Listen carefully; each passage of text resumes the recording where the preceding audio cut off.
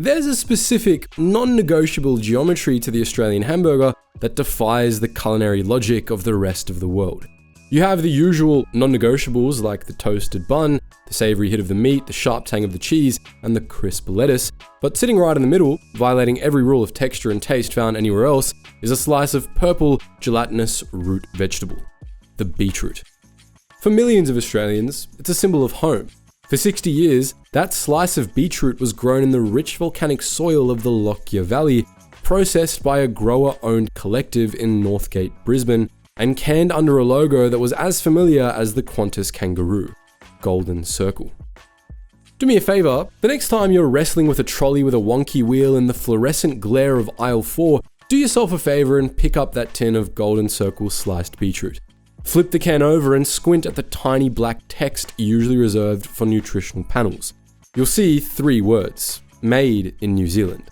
Wait, what? In early 2024, Australia ran out of beetroot. Apparently it was because of bad weather across the Tasman. We were told it was just one of those things. That's a lie. The Brisbane plant stopped canning beetroot in 2011, and the growers have moved on, squeezed out of existence by a market structure unique to this country. This is the story of how 2 companies took control of 67% of everything you eat, squeezed the manufacturers until they broke, and forced an Aussie icon to flee across the sea just to survive. To understand why a company as large and historic as Golden Circle could collapse, you first have to understand the battlefield they were fighting on. In most functioning economies, competition is a chaotic brawl. In the United Kingdom, you have 5 or 6 major supermarket chains, all fighting tooth and nail for market share. In the United States, you have Walmart, Costco, Kroger, Target, Whole Foods, and 1,000 regional players. If one retailer treats you badly, you walk down the street to the next one. You have leverage. In Australia, the war is over, and Coles and Woolies have won. Between them, they control 2/3 of the Australian grocery market. The next closest competitor is Aldi, hovering around 10%, while the independent sector, the IGAs and the corner stores, are fighting over the crumbs. If you're deleted from the range of Coles and Woolworths, you lose access to 2/3 of the Australian population overnight. This creates a power imbalance that's impossible to overstate. During the 2024 ACCC inquiry, the curtain was pulled back on the vendor trading terms, the contract a supplier signs to do business. It's split into 2 parts. Part A covers the commercial terms like the price of the goods, and Part B is where the bodies are buried. Part B contains the general terms, the operating system of the squeeze. It outlines the expectations, and the first thing you probably see is the list price, the price the supermarket ostensibly pays for the product. But nobody pays the list price. There are settlement discounts for paying invoices on time, warehouse rebates for the privilege of using the supermarket's distribution center, and wastage rebates where the supplier pays for products that might go bad. The king of them all is trade spend, the money that suppliers pay to fund those yellow special stickers you see in the aisle. When you grab a can of beetroot at 50% off, you assume the supermarket is taking a hit to give you a deal, slashing their margin to be competitive. Well, you'd be wrong. Evidence from the ACCC hearings revealed that suppliers often fund anywhere between 50 to 100% of the cost of running a promotion. That means when the price drops, the supermarket's margin often stays exactly the same. The supplier eats the loss. In some cases, because the volume of sales goes up during sale, the supermarket actually makes more total profit dollars when the price is lower, while the supplier bleeds cash on every unit sold. The terminology used inside these negotiations is deliberately obscure. They talk about things like deferred deals, which is actually a trap set 12 months in advance. Imagine your Golden Circle. In January, you sign a contract promising a big discount for a promotion in August, but by June, disaster hits. A flood ruins the crop or the price of the tin doubles. Your costs go up significantly, so you go to the supermarket and say, I need to raise the wholesale price by 10 cents just to survive. The supermarket agrees, but there's a catch. They point to the contract and demand that their profit percentage stays exactly the same.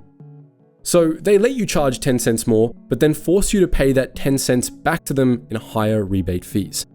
The supermarket protects their margin and you eat the cost. We heard evidence of lump sum demands where a supplier asks for a price rise and the category manager demands $25,000 cash to approve it.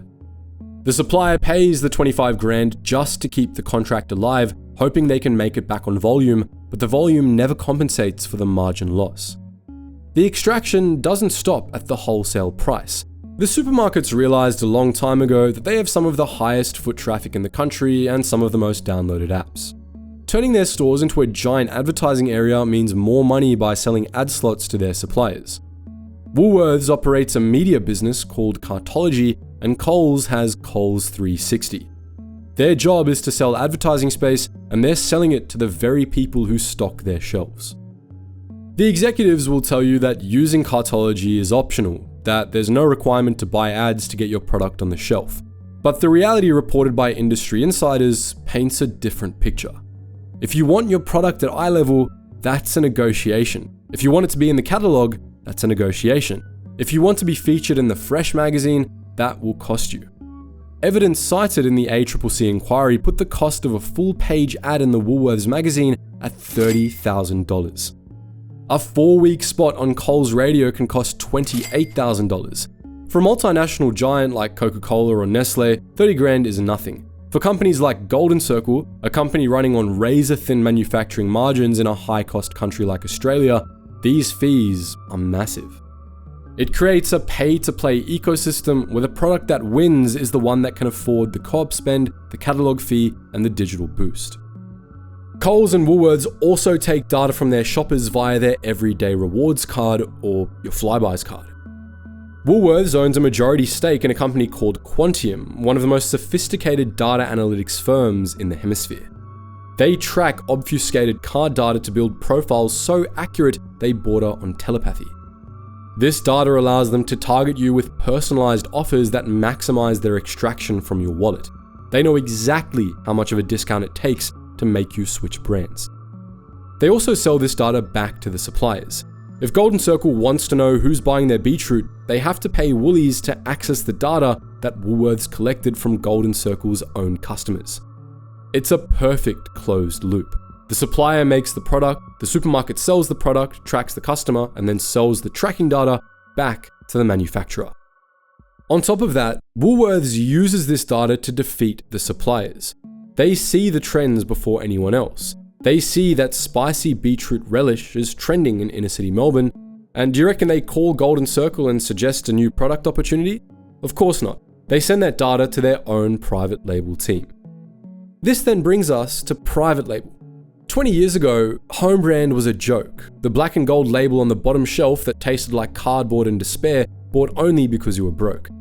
Today, private label accounts for over 20% of sales, and it doesn't look like home brand anymore. The supermarkets have developed what the industry calls phantom brands. Take a look at the pet food aisle. You might see a brand called Apollo. It looks rugged, premium, and sits right next to Pedigree. You assume it's a competitor, but if you pick it up, turn it over, and hunt through the fine print, you'll find the words specially developed and produced for Woolworths. They do this with cheese, meat, and organic vegetables. They use the sales data they collect from branded suppliers to identify the most profitable niches, then go to a contract manufacturer, often the same factory that makes the branded product, and commission a copycat. They place this copycat product right next to the brand leader, give it the eye-level slot, put a price drop tag on it, and manipulate the price gap. They might force the branded supplier to increase their price by demanding higher rebates, making the gap between the brand and the private label even wider. The consumer, squeezed by the cost of living, looks at the two cans. One is $2.50, the other is $1.80, and switches, thinking they're being savvy. For Golden Circle, this was death by 1,000 cuts. Aside from competing with other canneries, they were competing with their own biggest customer. Woolworths executives like to say that private label products provide differentiation and are a critical strategic lever. For the supplier though, it all seems rigged. If the financial squeeze doesn't kill you, the logistics will. The ACCC inquiry unearthed a detail that perfectly encapsulates the misery of being a supplier. Farmers and processors pack vegetables into standardized crates. For years, there was a push for reusable plastic crates to replace cardboard. It sounds environmentally friendly and efficient, but in Australia, nothing is that simple. Woolworths pushed its suppliers to use crates from a company called Pact. Coles uses a different system, and the crates aren't interchangeable. If you're a farmer in the Lockyer Valley, you have to segregate your harvest. These beets go on the black crate for Woolies, and these beets go on the grey crate for Coles. You pack a truckload of fruit for Woolies in packed crates, and the truck arrives at the distribution centre. The quality assurance officer takes a look and rejects the load, maybe because the fruit is slightly too small or there's a blemish. In the old days, you could take that truck to the wholesale markets or to an independent grocer and sell it all in seconds. But you can't do that now because the fruit is in Woolworths' specific packed crates. You aren't allowed to send those crates to a competitor. You have to unpack the entire truck, rebox the fruit into generic cardboard, and then try and sell it. The labor cost of repacking destroys any residual value in the produce, so the farmer dumps the load into landfill. The packed crate system, designed for efficiency, locks the supplier into a single channel. If Woolies rejects it, you lose it. This risk is entirely borne by the supplier. Woolworths effectively takes zero risk. By 2008, Golden Circle was gasping for air. The grower-owned collective model was collapsing under the weight of the duopoly. They couldn't generate enough capital to upgrade their machinery, they couldn't afford the trade spend demands, and they couldn't fight the private label clones. They needed a savior. Enter Heinz. Heinz acquired Golden Circle, and at the time, there was hope for global capital investment and access to export markets. But Heinz didn't become a global giant by being sentimental. They run a ruler over every asset, and they looked at the Northgate cannery and saw an aging plant in a high-wage country, energy prices spiking, and a domestic market controlled by two retailers who squeezed every cent of margin. Then they looked across the ditch. New Zealand has a temperate climate, perfect for beetroot, lower labor costs in some sectors, and efficient ports. Heinz did the math and found it was cheaper to dig the beetroot out of the ground in New Zealand, can it in a massive consolidated facility there, and ship the heavy tin cans across 2,000 kilometers of ocean than it was to deal with the high-cost, low-margin reality of Australian manufacturing under the thumb of the Big Two. And so we arrive at 2024. A cyclone hits New Zealand, damaging the crop. The supply chain, now stretched across an ocean, snaps, and shelves across Australia go empty. Pundits go on TV and blame the weather, but the weather was just the trigger. The gun was loaded 15 years ago when Australia allowed our food security to be sold off to the lowest bidder.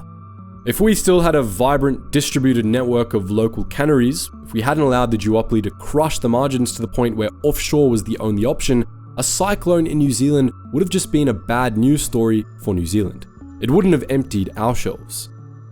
The tragedy of Golden Circle isn't an isolated incident. When you strip away the branding and the nostalgia, you're left with a system that's fundamentally extractive.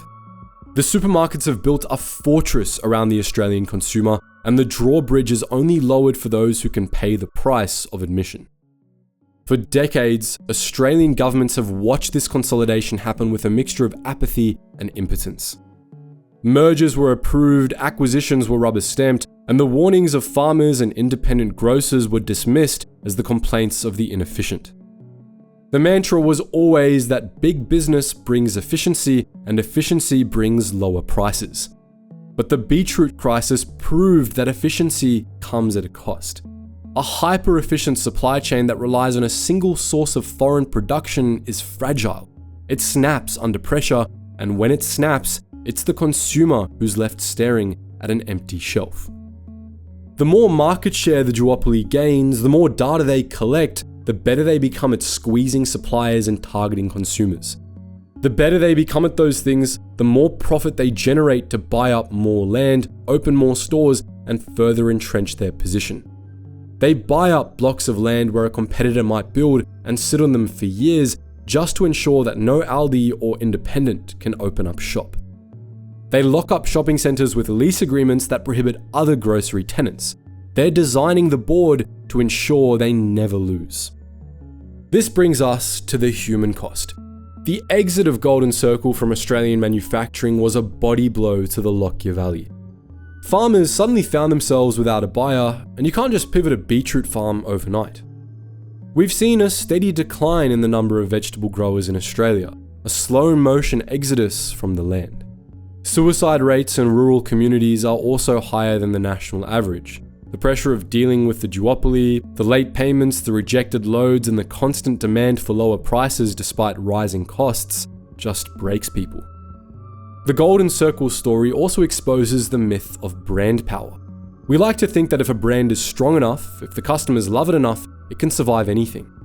Golden Circle was beloved, but when the supermarket controls the shelf, the brand is at their mercy. They can hide the brand on the bottom shelf, they can stop promoting it, and they can delist it altogether. We've seen this happen to other brands. Remember Rosella, another iconic Australian tomato sauce brand that hit the wall. The narrative is always the same: uncompetitive manufacturing costs, but we rarely ask why the costs are uncompetitive. There's a concept in economics called the waterbed effect. When a powerful buyer like a supermarket demands lower prices from a supplier, the supplier has to make up for that lost revenue somewhere else. So they raise the prices for the smaller buyers, your independent grocers and corner stores. This makes the independents more expensive, which drives more customers to the big supermarkets, which gives the big supermarkets even more power to demand lower prices. It's a vicious cycle that hollows out the independent sector and leaves us with a duopoly. The local greengrocer, the local butcher, the local bakery, they're all disappearing. They can't compete with the buying power of the giants. And as they disappear, our communities lose their vibrancy. We lose the connection to the people who sell us our food. We become just another data point in the Quantium database. So where do we go from here? Is this the end of the story? The ACCC has recommended a mandatory code of conduct with real teeth. Heavy penalties for breaches and possibly even divestiture powers to break up the giants. But recommendations are just words on paper until they're enacted into law. The supermarkets have immense lobbying power. They employ thousands of people and they're embedded in the superannuation funds of millions of Australians. Taking them on is politically dangerous. But the alternative is a future where we produce nothing, where we own nothing, and where we eat whatever an algorithm decides is most profitable to feed us. But what do you think? Are Coles and Woolworths just hyper-efficient businesses doing whatever it takes to keep prices down for families? Or are they corporate predators who've strip-mined Australians' farming sector just to pad their own bottom line? Is the convenience really worth the cost? Let us know your thoughts in the comments section below. And as always, guys, thank you so much for watching and stay curious.